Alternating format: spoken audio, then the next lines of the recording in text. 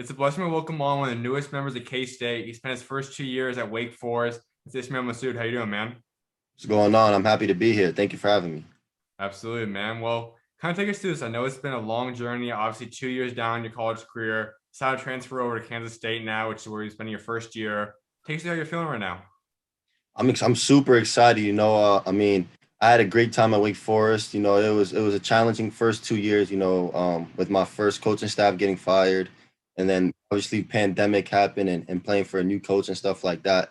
But I'm super excited for this next stop in my journey, and hopefully it's I couldn't ask for anything any better. So, what's about Kansas State? Like, take us through this. Like, obviously, we know it's a Big 12 school, still staying Power Five, going to be playing against some of the top teams in the country. But what was it about Coach Weber in this program? Coach Weber, he's proven that, he could win at that level. He has a couple Big 12 championships, had an Elite Eight run, multiple NCAA tournament appearances. So, going to go play for a coach like that has shown that he can win at that level and knows and teaches the game, someone I could learn from and get better. Definitely really impacted my decision. And then also, they have an assistant coach, Coach Shane Southwell. He's from New York, and he's one of the first guys that reached out to me when I entered the portal. So having that relationship as well as someone I could connect to really helped as well. Absolutely. We're getting back into Kansas State stuff to wrap this up on the end, but I want Wildcat fans to get to know you a little bit better. Let's head all the way back. You're obviously growing up in New York, but even before that, you were born out there in Spain. Kind of take us that Yeah. transition. Like, what led you from being in Spain to coming to New York? Like, take us that transition. So my mom is born and raised in Spain. She moved over here when she was 18. I'm half Spanish, half Egyptian. My dad's side is Egyptian. So Mhm. I was born. Uh, I just happened to be born in Spain, and then I moved back. I moved over here quickly, right after that, not too long. So my mom actually, when she was 18, she actually played basketball at the University of Houston. So I was born in Spain, and that's where they met. My mom and my dad met. She played basketball over there. I lived in Houston for the first 6 years of my life, and then we moved to New York when I was six. And I actually didn't play basketball right away. I used to skateboard, so there was a little skate park I used to live over here in New York. I used to skateboard till I got to around 10, 11, and then I started playing basketball. New York, there's basketball courts every corner, every block. So growing up, that was the thing to do, and I was tall, so I started doing that because I would go to the park and play basketball, and I wanted to hang out and fit in. So and then I started loving it and I started taking it serious. And then that's when my love for the game really started growing. Now, that's unique because not a lot of guys get the culture background that you have. Like you said, obviously, you get some Spanish background. You have your dad's side from the Egyptian side. Now you also get to come to America. You have New York, you have Houston. You're going to have North Carolina from last year. Now you hang out to Kansas. Like, kind of getting all this mixture of different cultures across the world and even the country now. Like, how does it help make you the person you are today? I wouldn't ask for anything else because you meet a lot of new people, you build relationships, build a lot of friendships. It's crazy because I actually went to prep school, in Massachusetts, so I met a lot of people from Mhm. Boston, had some teammates from Canada, and then going to Kansas now, it's like I have an aunt that lives out there, so it's kind of like everywhere I go, I know people, and so it's awesome to be able to go places and know people and have those friendships. Now, is that ever hard for you? Like, obviously, moving around from Texas to New York to obviously, like you said, Massachusetts, then to Wake Forest, now to Kansas. Like, has that been tough for you kind of getting adjusted, or have you kind of enjoyed just the process of constantly being on the go? No, I always enjoyed it. When I was younger, when I was like, elementary school, middle school, a little bit, it was hard for me because, I would always leave friends and some good friends and stuff like that. But now, with social media and being able to contact people, and obviously that I'm older now, I could travel more and stuff. It's awesome because, those friendships don't got to end and you still could keep in touch through many different. So it's just, I just love, I'm a real personable person. So meeting new people and having those friendships is awesome to me. You mentioned that basketball wasn't something you just grew up playing, and you obviously said once you got to New York after a few years, you kind of fell in love with it. But what led to that? Like, what was the first day you started playing basketball, and what kind of led to you touching a ball for the first time? So when I used to live in New York, there's a place called Rockaway Beach. So I Mhm. used to go to the beach and there was a skate park. So there was a lot of skateboarders. But when I moved from there into the city, and like in Manhattan, Harlem, where I grew up, all the kids was playing basketball. So during recess and stuff, all the kids would play basketball, and I never played basketball. But obviously, if you wanna play and have fun, you just gonna start playing. So that's what I started doing. I would just start playing. I didn't really know what I was doing. I had to learn the game. So, but the more I started doing it, the more fun I had, and the more I fell in love with it. So that's really how it started, just from during lunch playing in recess. There's not too many eras in America. I know it's basketball's constantly growing at a rapid rate right now, but New York has really been one of those areas that's always been a basketball culture, like you said. It's basketball courts in every corner. Like it's just kind of a part of people that are in New York. That's just something that guys love to watch. It's just a part of kind of culture. So growing up in that atmosphere where guys are always talented, basketball's kind of one of the main things out there. What was it like growing up in that? For me, for the longest, basketball to me was my park. It was going to the park, playing with the kids my age, and always wanted. And then the adults would come, the older guys, they would always play full court, and you would always want to play with them because when they came, you knew it was gonna get kicked off the court, and the only way to play was if they would pick you up and let you play with them. So for me, for the longest, that was basketball to me, just trying to play with the adults, play with the grown men, and learning like that, and just earning your respect that way. And in New York, like you said, there's so many courts everywhere, so even traveling to other courts, other places, and playing against different people. So for the long that I didn't AAU, all of that, I didn't really know about any of that. It was just going to different parks and playing against other people. So you look back at all the different games that you've played on the courts. Is there one game specifically that stands out? Like, is there one game when you think about playing back out there that really comes to mind right away? One game that stick out. Uh, I would say there was this one little street like summer tournament I was playing in. Mm-hmm. I think I was in like I might have been in sixth grade, I think, or seventh grade, and I was playing with the high school kids in it, and I was doing really good. I was playing up. So I think I was like 11, 12, and I was playing with the 15 to 18-year-olds and I was doing good. So I was really happy about that because, anytime you get to play up and you do well, it makes you feel good and it's a good confidence booster. So that's the one time I could think of. And everyone that's grown up in that atmosphere discuss kind of the dog mentality that forms in you guys because obviously it's not your typical playing local high school basketball. It's not just AE basketball. It's really well controlled. Fouls are going to be called every time. It's a much different kind of brand of basketball. So how did that ingrain you and what kind of mentality did that give you from playing those games on the courts? Oh man, for one, if they don't think you're good, you're not gonna get picked up, and you will not because they'll kick you off the court, and you will not play. So you gotta find a way to get on the court. Even when you do play, the adults have no mercy. So like a skinny kid like me, I was skinny and stuff like that. They'll put you in the post every time and just body you, and you're not gonna call offensive foul.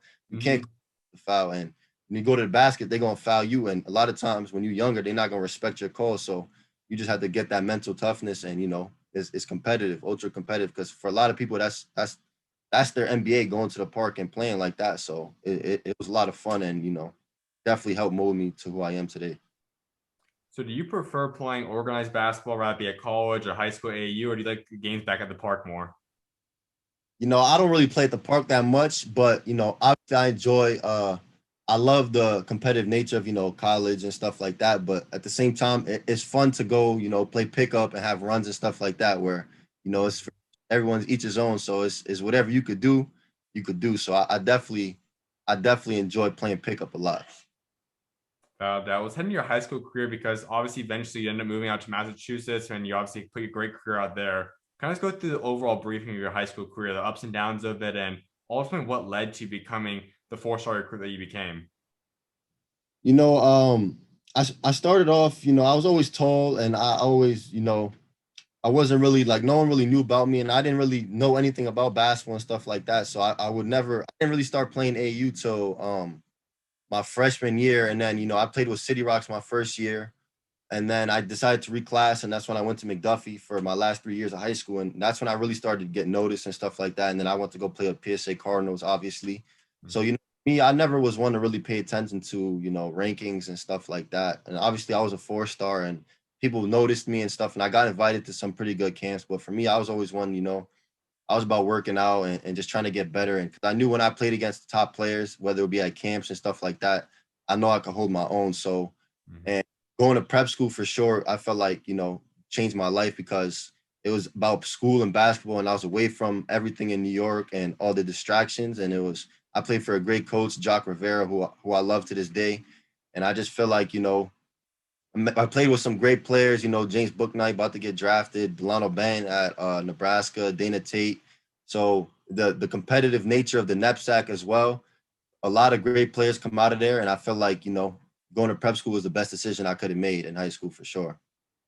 That's something I'm super high on because, like you kind of said, like when you go to a prep atmosphere, both on and off the court. I mean, you're obviously developing as a basketball player, kind of learn the ropes of college. You're playing on pretty much on your own for most cases, but also those practices. Like you're going up against countless other Division I guys that want the same dream as you. Obviously, the high school system, you're not going to have that typically. And even then, you're traveling, you're playing with other top guys in the country too. So, but ultimately, like, what kind of led to that decision? Like, at what point did you say, I want to push myself, I want to go somewhere else? Like, what led to that decision?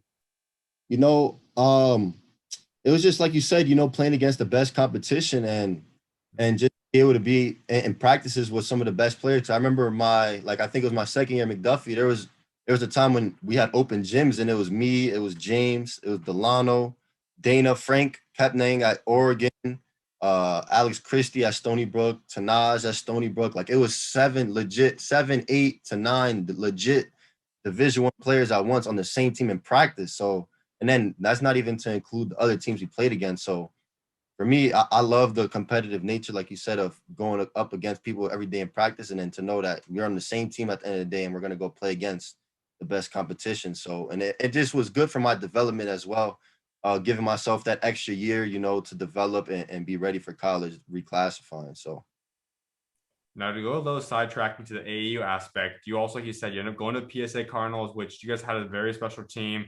James Bouknight, obviously, you said will most likely be a lottery pick, go as high as possibly top 5, top 10 this upcoming draft. Tyson's a guy that could be going in that NBA soon. Cole Anthony, obviously, we know he's doing, who he is, but just how special was that team? And just take us through joining that roster and what was like playing with them. those are some of my closest friends. Like you said, Tyson, James, Cole, Joe Tucson at Iowa right now. Mm-hmm.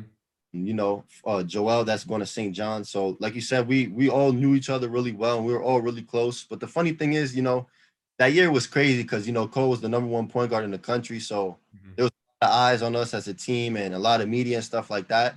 And I feel like, looking back on it, if we could have done it over, we would have had a much better, more successful season than we had because I feel like we underperformed. But at the same time, it was great memories and I love playing with those guys. So I definitely enjoyed those years for sure. Now you kind of get sit back and you guys all get to watch each other go to the next level, succeed at the college level. A lot of you guys playing the pros already. Some more you guys could be playing in the future. But just seeing all you guys live out your dreams though, what's it been like seeing that now? No, it's crazy. I mean, I talk to Tyson, I talk to James about it all the time. Like sometimes you just gotta really like just think about like, yo, how time flies and how we're really here now. And we got a chance to accomplish and reach our dreams. And some of us are already doing it, and some of us are on our way there now. So it's really surreal and it's humbling, and it's something you only could thank God for every day. So it's amazing for real. Like when Cole got drafted, I felt like I got drafted. When James, God willing, gets drafted this coming summer, I'm gonna feel like I got drafted. Seeing Tyson win player, I feel like I got player of the year. So it's really amazing, and I know that love is reciprocated throughout all of us. So Now, I'm not sure how many guys you have been able to go up against that were former teammates of you, but when those times do come in, you do get to go up against a former AAU or high school teammate. What are those games like?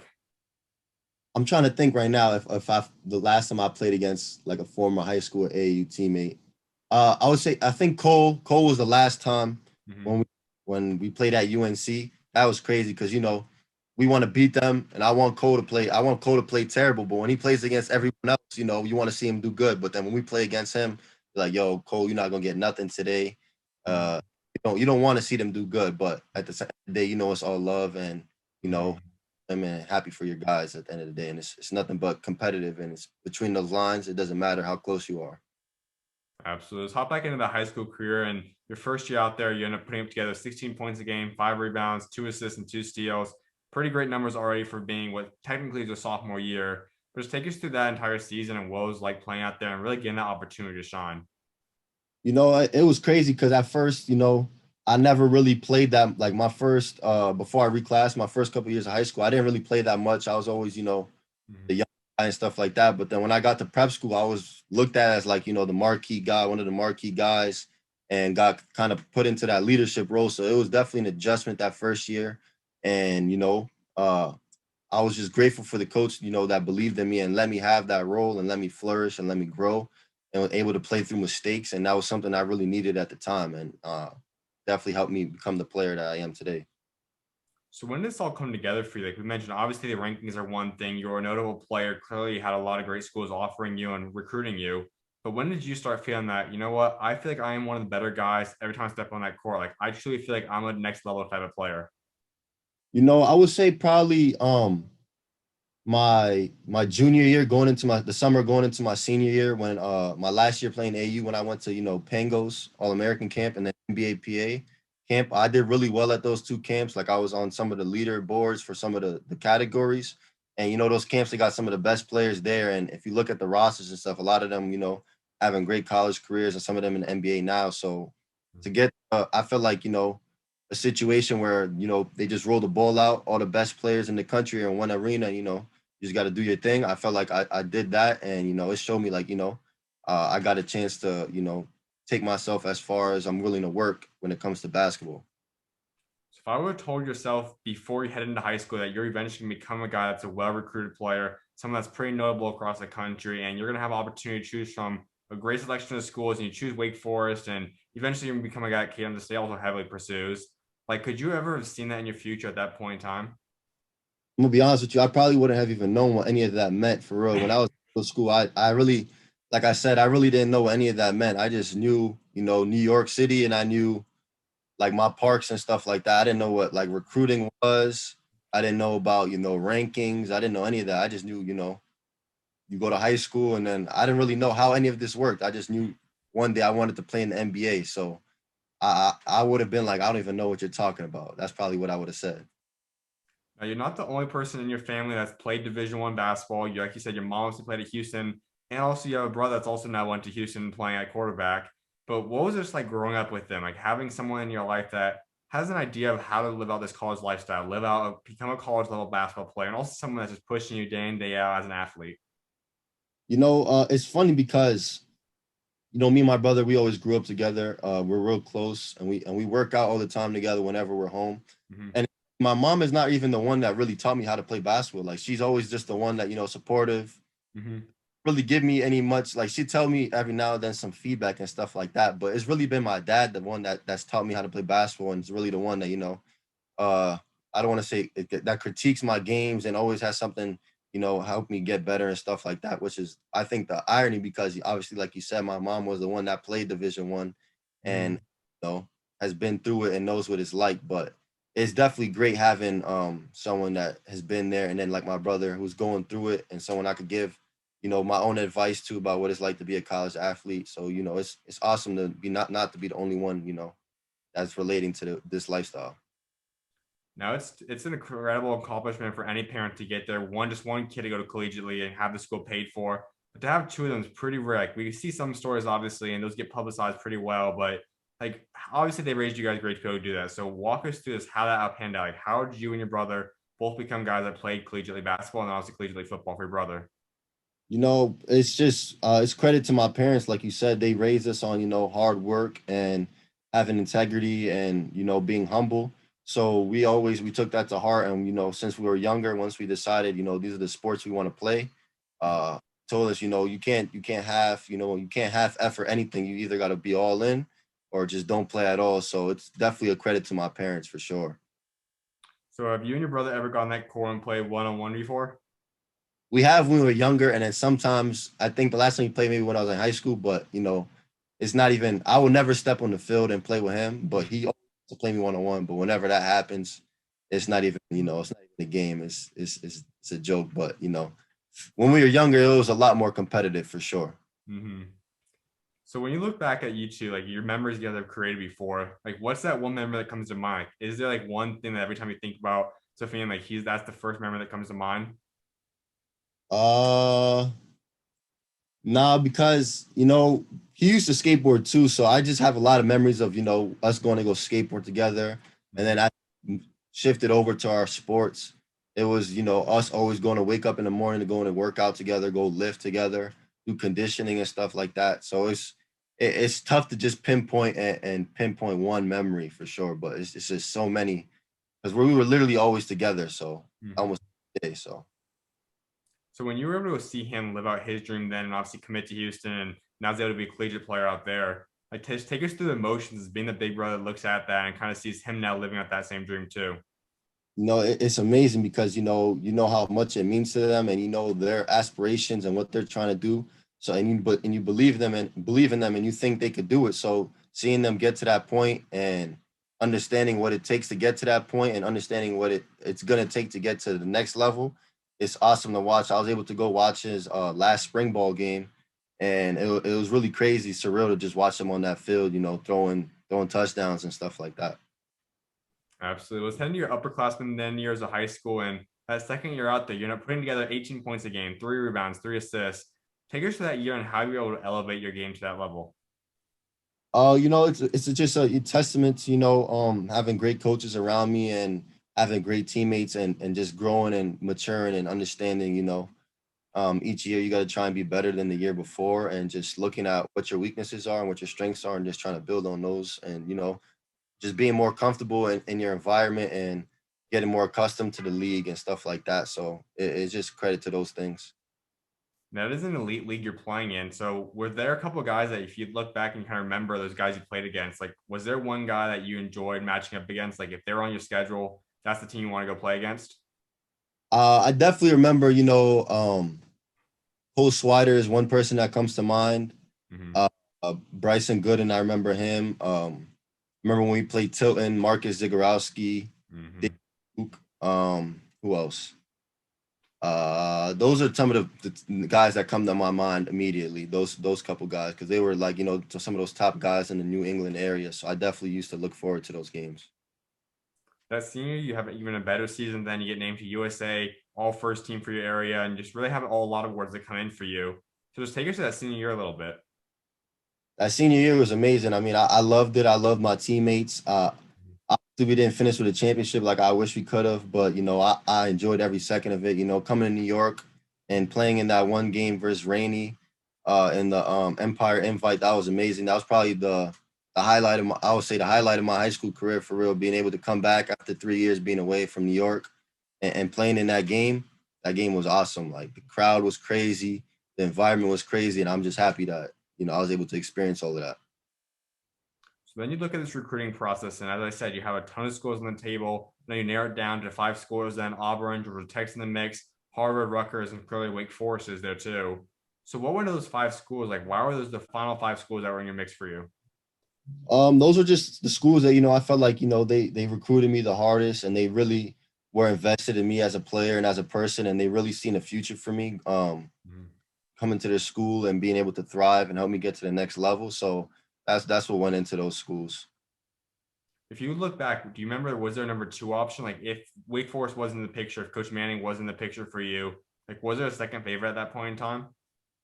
I wouldn't say there was a second favorite, but I definitely feel like schools like a Rutgers and Auburn. I mean, all the schools in the top five for real. I really it was a tough decision overall. I always until I finally decided where I was gonna go. It was I was bouncing forth between all of them. So clearly your first coach was Danny Manning, obviously a great player for Kansas, who's just now gonna be your rival. But just take us through like what it was like being coached by him and just ultimately how did he win you over at the recruiting stage? Like what was it about Coach Manning that won you over? Like you said, great player. He first pick in the draft. Mm-hmm. Hall of Fame and stuff like that. Just the whole coaching staff all had great professional careers, and they were all people that I really felt like I could learn a lot from because they've done what I'm trying to do one day. So Mm-hmm. I just feel like what better coaching staff to learn from than from them. So you head in there as a freshman. You don't start any games that season, but you still have a pretty solid role. Played 31 games last year. But like I said, being coached by Coach Manning, just take us through the ups and downs of your freshman year. I had being a freshman is tough. When you're a freshman, you always feel like you should play more or you feel like your role should be bigger than what it is. And at the same time, I had great teammates. I had great senior leadership with Brandon Childress, Shawnee Brown, Olivier Sarr, Tori Johnson. Those people, like I always had great senior leadership, and I had felt like I got a lot better and I learned a lot my first year playing with those guys and being in those environments and stuff like that.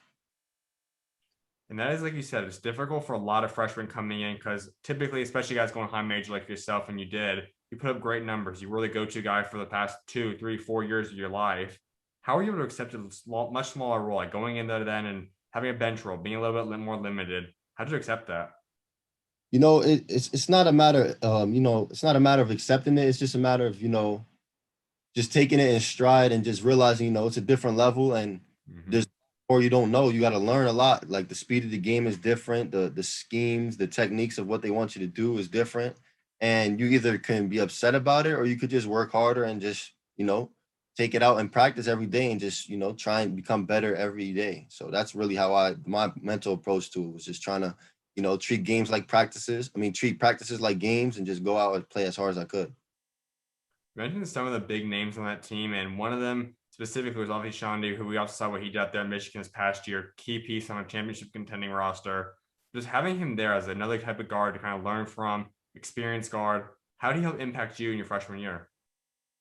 He was great. He was someone that always like he was hurt a little bit, a couple times. He Mm-hmm. was someone that was in my ear and giving me positive feedback, telling me how I could get better, and was always just like a big brother to me when I was there. And that's someone I still keep in touch with now. And it was great to learn from him and just from his experiences and just what I could do to get better. So. And when you look at that season, there were a few different breakout performances for yourself. You had 4 10+ point games. So when you did get things kind of rolling, you started feeling comfortable. How much of those games help propel you then for your future in terms of just confidence? Those games were great because it shows you that that the hard work is paying off and you could do it at this level. So it definitely gives you the confidence to know like when you get the chance, you could do it when you get that chance. So it definitely is a big confidence booster. Now, there's another thing off the court that's really key about you, and that is that you value your academics extremely well. You obviously got all academic on for the ACC your freshman season. So take us through that. Like, who kind of established that need and that kind of the desire to really pursue your academics at the way you do?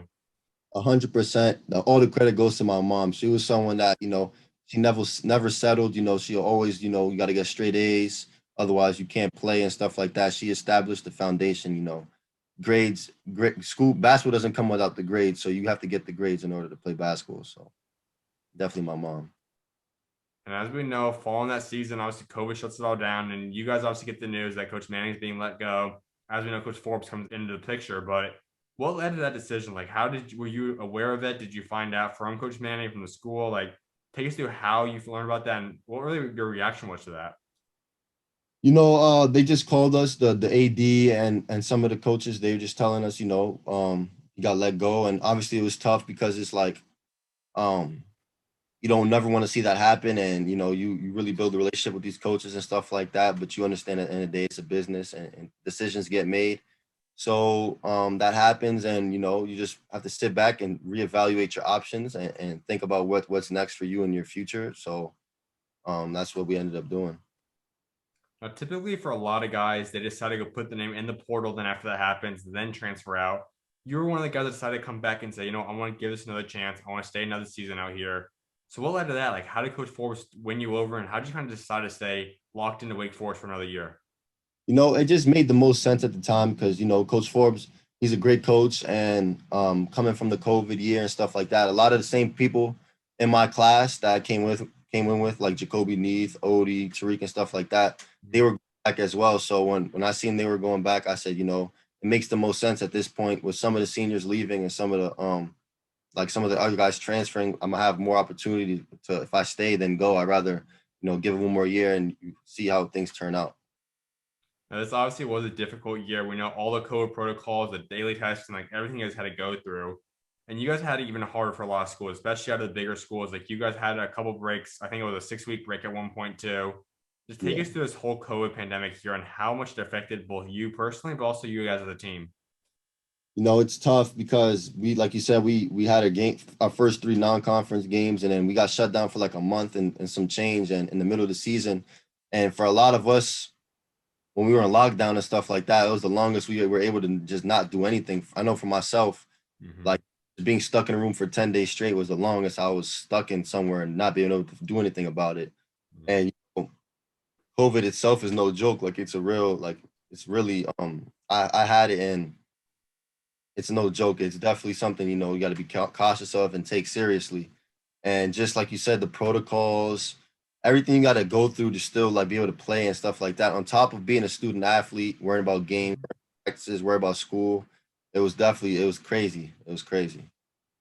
I feel like it was something that a lot of people had in the back of their mind, but people didn't realize how challenging it was. And like you said, when you're coming off a break, especially if you were one of the guys that actually had the virus, like getting your body in tip-top shape once again is difficult. It's hard to keep your body in that period throughout the course of a year. But mid-season, getting back on that court, playing basketball after getting the virus was not easy for a lot of guys. So how did you get back into game shape? How did you get back to being able to perform at a high level? I mean, the Wake Forest had great training staff, great coaches that were able to, accommodate to us and make sure we were great. But the only way really to get through it was to just, to get through it, which was to just push yourself and just push yourself to a point of almost exhaustion where, you just felt like you were the best you could possibly be at that point. Cause it was hard because it's hard to get in game shape without games. So it was challenging. Now, there's a couple of performances we have to touch up on, one of which was January 23rd. You guys going up against Pitt. You have 31 points that game, 8 threes included on that. That really was a game that really put you on national spotlight. Everyone's hearing about that night. Just take us to that. Like, what led to that breakup for you? Honestly, I wish I had a great story about, I ate something or, something happened, but I couldn't tell you. You mean I was watching the game before when they played against Duke and they beat Duke Mhm. and coming in hot, and we hadn't won a game in the ACC yet. And uh it was just a game I just wanted to win. And I was looking forward to, Justin Champagne. I know him from another New York guy, and I was just looking forward to that game and looking forward to that matchup. So I hit my first couple shots, and then my teammates kept finding me, and then it ended up turning into that type of night. So I was just, it was amazing to be a part of that. Was that the hottest you ever felt in a game? Because you like I said, making 8 threes is not something too many guys are capable of. So, like, was that the hottest you ever been in a game, or was that not? Was there another game that's hotter than that before? Like, how great and how special of a night was that for you that way? Nah, that was actually the first time I've ever scored 30 in any game before. And, it's funny because in the middle of the game, like my teammates and stuff like that were like telling me, like, yo, you're going crazy, like stuff like that. But I wasn't really thinking about it too much. Like, I was trying not to, like, obviously, I would look up sometimes at the scoreboard and see how much I had and stuff like that. But I Mhm. was not to think about it. I was just trying to win the game and I was locked in. Like, I wasn't trying to get out the zone that I was in. So it was definitely amazing and surreal feeling for sure. Now, this is another special game for you. It wasn't quite 31 points and 8 threes, but it was 17 against Duke. And obviously, we know who Duke is, one of the best programs out there. And that's always a special night when teams go, when anyone goes up against Duke with North Carolina. So just take us to that night and what led to that breakout. I had a not the best start to the season, and playing at Duke, it's like you said, it's a legendary gym, Mhm. legend environment. Even though there was no fans, it's still Duke, and it was just a game I really wanted to try and win, and it would be nice to say I win at Duke because obviously my freshman year we got blown out there, and I felt like without the fans we kind of have the advantage. So I just like I said, the coaches put me in good position to be successful. My teammates as well, finding me and giving me the ball. So that's how that went. I have to ask you about one guy. I know it's difficult for him coming in mid-season. Obviously, reclassed up to come play with you guys. And that's Carter Witt. He obviously started some games, came off the bench others. But to discuss him, like how impactful was he for you guys, and also how bright is his future at Wake Forest? Carter Witt, I mean, that's crazy that to come in middle of the season and hop right into the ACC. It's crazy. And he obviously struggled a little bit in the beginning, but I feel like, he's going to do great things at Wake Forest and he's going to get them right where they needs to be because, the coaching staff is invested in him and he was able to play through mistakes this past year and they threw him right into the fire. So I feel like he's going to be a great college player. So obviously, you join what now I think is well over 1,600 players, and that's put your name in the transfer portal, looking for a new opportunity. And as we know, you come to Kansas State. It's gonna take us that decision, that recruiting process, because obviously a lot more schools reached out to you once again. So walk us through this time in the portal. I was just looking for a place, I'll be able to really I feel like my first 2 years, I wasn't really able to show my whole game like I could have. And also, just really go somewhere where it could be a fresh start and, have a chance to be a really good team and be a part of something bigger than myself and win and make the NCAA tournament Mhm. and just be able to learn and get a lot better. And I feel like K-State filled all those boxes for me. Was there another team like that you really were considering? Like, was there maybe a number two or three option in this case? I mean, there was some other schools, but really from the beginning, K State did everything right, and they Mhm. showed me that they really wanted and really needed me, and they were really invested in my in me coming to K-State. Like they were telling me how, you know, there's no rush. We're not recruiting no one else. You're the one we want, and we're gonna willing to wait as long as it takes to get you to come here. You just mentioned that you haven't been able to display your full self yet, and last year was a pretty solid year. 8 points a game for yourself, 3 rebounds and assists. Also, we just mentioned a couple of big time games too. But what's the full year like? What's everything you can possibly bring to a team if you're given the opportunity? I feel like I'm a lot more versatile than I was able to show. You know, obviously, thing is my calling card, and I feel like I'm a good shooter. I can Mm-hmm. get better at it as well. But I feel like, you know, I'm a better playmaker than I was able to show in college. I feel like I'm a better playmaker. I'm more versatile than I was able to show. You know, I'm not someone that just needs to be put into that shooting role, that you know, that catch and shoot type player. I'm more versatile on offense, can play, you know, on the perimeter and play down low in the post. And I feel like, you know, I could be a matchup problem for a lot of people. The thing I like about Kansas State is I know obviously the record wasn't too pretty last season, but they're one of the more younger teams in the entire country last year. And then there was this little spark in the very end of the season. They started winning a lot of games and really brought Baylor neck and neck to the very wire of that last game. And this is a team you're watching. I know there's a couple of different moving pieces this year, but basically as a fill it in with yourself, obviously Mark's coming in, a couple of big time freshmen. Like take us through how excited fans should be for this year's team. Like you said, you know, they're a really young team and they through the fire this year, but you know, they have great guards, they have great bigs. And I feel like I fit that mold right in between, you know, as a wing, stretch four. And I feel like, you know, the sky's the limit. Coach Weber is always talking about us, you know, our goal shouldn't be just to make the NCAA tournament. Like we should be trying to be a top 25 team and, you know, try to make a run at, you know, Final Four or whatever, however far we could go. Cause like you said, we have the talent and, you know, they have the experience now. And with the key pieces coming in, we feel like we have a really good chance to be a really good team this year. Now you've already gone against some great blue bloods like North Carolina, like Duke, like you mentioned, but now you come into the Big 12, you get KU there, you get the reigning champions in Baylor now. Texas obviously has a lot of hype behind them. Like there's obviously a lot of talent once again in the Big 12. So how excited to be a part of this new conference? You know, it's amazing. I'm looking forward to, you know, the competitive aspect of it, playing against new styles of play, new players, new coaches, and new environments. And I love competing and I love playing against the best of the best. And I feel like, you know, Big 12 is definitely up there with the best of them. Is there one team specifically? I know you guys got the rival KU, and that's going to be a great place to play in Allen Fieldhouse. But is there one game specifically that you're looking forward to this year? Obviously, like you said, KU, but for me, I'd probably say, you know, I have grandparents that live in Texas, that live in Houston as well. So I would say all the Texas games where they're gonna be able to come, I'm gonna look forward to those the most. Having be able to have my grandparents come watch me play for the first time. So you do have 3 years of eligibility because last year didn't necessarily count with the whole COVID stuff. So you look at the next 3 years, like what's everything you want to get done and accomplish? You have a lot on the table you can get done. What would be a successful 3 years for you? Like what's everything you want to get done in the next 3 years? Obviously, you know, I want to win. I want to, you know, have a chance to win a conference, win a couple conference championships, make the NCAA tournament, see how far we could get in that. And then for myself, obviously, everyone wants to be, you know, all league type player and stuff like that. For me, you know, I would just want to be better than the years before. I want to keep getting better and better each year and building on the years I've had. Going a little bit deeper in Coach Weber, he clearly has obviously had a great history. He's done a lot of stuff in his career, but not a lot of people get to see coaches for their personality type. They don't get to see them off the court, and that's what you really have only got to see so far. So, what's he like on the personal side? Just talking to him on the phone. What's Coach Weber's personality like? You know, he's laid back. He's a cool guy. You know, he's smooth. You know, he's real. He got a big smile on his face whenever I was talking to him and talking to him and getting to know him. And he's definitely someone I could tell that loves the game, loves his players, and just, you know, would rather. There's no place he'd rather be than in the gym. I know we are talking a little bit too. Like you're going to be getting on campus now. It's upcoming week, a couple days out from that. So, what do you want to improve on though? You got a few more months till the season starts. Like, what do you want to get better at before this season kicks off? You know, I want to continue to, you know, build on my all aspects of my game, you know, watch a lot of film, you know, see where my spots are, where I can get better at more efficient, work on my efficiency. Obviously continue to work on my body, work on my ball handling.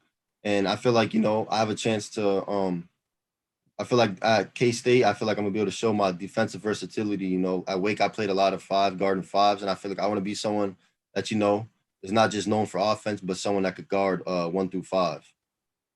Absolutely, man. Well, something else like wrapping up discussing is building a legacy for yourself. I know all guys want to remember for something. So when your time does come, you decide to stop playing this game of basketball someday. What do you want to be remembered for what you achieved both on and off the court?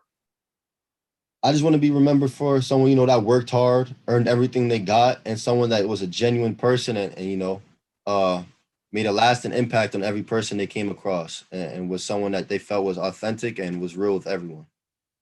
I know you're also a man of faith, so kind of take us through.